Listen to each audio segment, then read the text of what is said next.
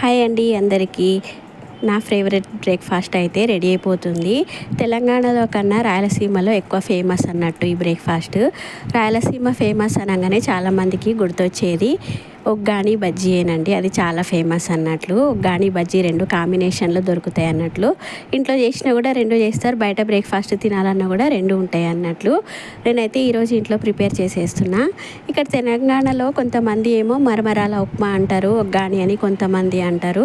కొంతమందికి ఒగ్గాని అంటే కూడా ఇంకా తెలియదు అన్నట్లు.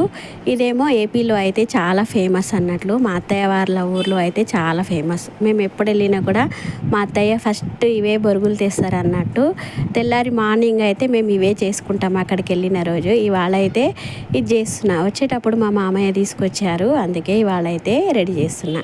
పోపుకి అన్ని టమాటా, వెల్లిపాయలు, పచ్చిమిర్చి, పసుపు, కరివేపాకు, కొత్తిమీర అన్నీ వేసుకొని ఎర్రగా వేగిన తర్వాత మనం నానబెట్టుకున్న బొరుగులు ముందుగానే అవన్నీ నీళ్లు తీసేసి ఇందులోకి వేసుకోవాలండి.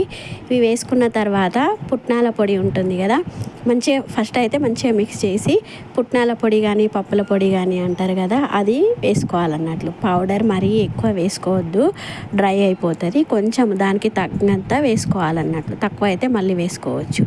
ఇది వేసుకున్న తర్వాత మంచిగా మిక్స్ చేసుకోవాలండి.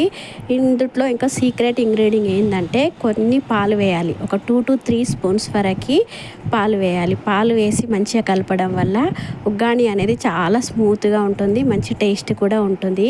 ఆ పాలు వేసిన స్ట్రక్చర్ అది మనకు అప్పుడే తెలిసిపోతుంది అన్నట్లు.